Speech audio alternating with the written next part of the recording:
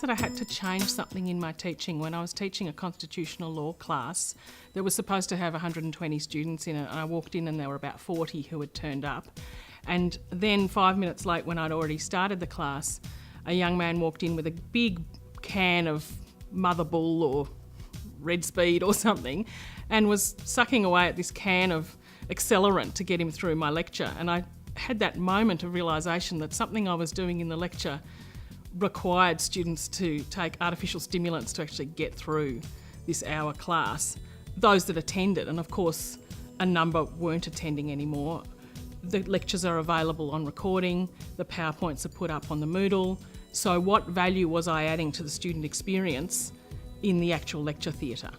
I started to think about how you could use some technology or some access to digital skills or some other instruments to help convey the information that we needed students to have, so that when they came into the classroom experience added a lot of value to their learning. The reading materials, the pre-class materials needed to be conveyed to the students in sufficient depth that they were ready to come into class and do activities, to workshop ideas, to have discussions. And increasingly we're finding that students are coming into class without having even opened their textbook or opened their readings, and they expect that we will somehow condense or reduce those readings for them into these kind of neat PowerPoint slides or neat quotes, and students are trying to take dictation of everything we're saying. So even when we're trying to have discussion with them or trying to get involved in activities, the students are expressing frustration that we're not giving them dictation. And as teachers in a tertiary institution, we don't think that our task is to be giving students dictation. We think that they can get that essential material from the pre-class materials, and we should be doing something of more value in the classroom. So for a couple of years I'd been talking with colleagues about trying to do something different, particularly in our large format classes or our large number classes. And I did some reading around the concept of blended learning or flipped classrooms and all these various names for the same kind of thing. But eventually I went to a seminar that a teacher, actually a high school teacher, gave, and when she went through a number of tools and apps or online technologies that she'd been using, she ended her seminar by saying, but in the end, just do it. Just get an iPad or a video camera and tape somebody for 4 minutes and see what it's like. I chose to work with video because I felt that it replicated the better bits of the classroom delivery, that is that the students recognised their teacher or a person who was just like their teacher, and that teacher could deliver the stand-up descriptive material via video, and each individual student feels that you're talking to them. Students could actually just read the material in a textbook.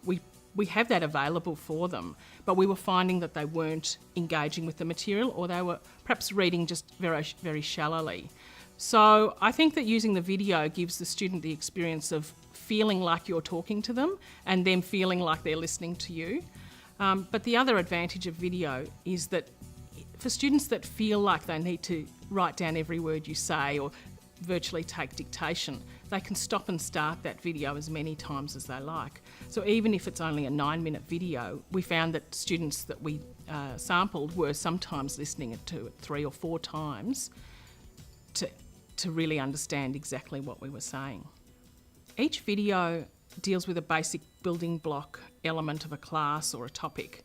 What we hope to do is then get the students to complete a short quiz or series of questions straight after they finish watching the video, and that's really just to consolidate that they've actually watched it and understood what was being said. And we're able to then leap off into greater detail. It might mean that we have a discussion about a particular new case, and we know that the students understand the baseline legal background before we get to that new case. We don't then have to spend the extra time in class building up to the case.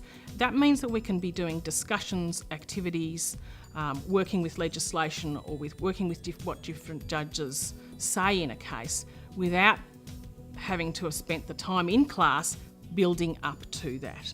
I think that the most important thing with starting to use videos in class activities or classroom delivery or any technology in classroom delivery is to just try and do it at the simplest level.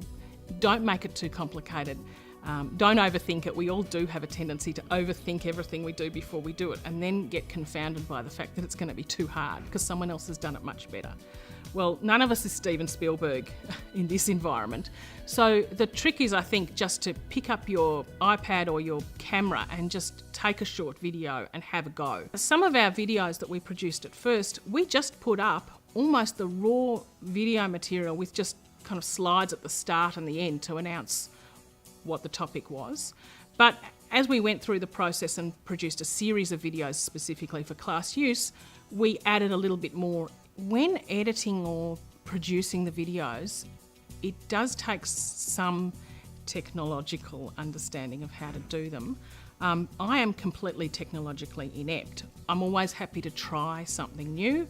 Usually it's pretty clunky, but I'm happy to give it a go. For our series that we used for our first year lectures, we hired a research assistant to help us do the production of the videos because my colleague and I weren't confident to be able to do the actual iMovie editing ourselves. But looking at what the research assistant did, I think probably we could learn how to do it, and it would just be a bit slower for us to do it rather than a young person who seems to be more adept at making, movies and putting together videos. What I would recommend is that people, first of all, just have a go and try and do it themselves and have a play for a couple of hours with their raw video material. Whether they do it on a program that they've got on their laptop or whether they use the university materials and resources, it doesn't really matter. It's more about having a go at it. But I think for people who are wanting to have a try at actually making a product that they will use in class, you should use the materials and the support that Monash has, and if there's the availability of getting some support from an assistant or a colleague or someone else, by all means use it. You don't have to do it all alone, but I think for the purpose of understanding the product that you're making, it's good to have a play with it and just work out what you can do.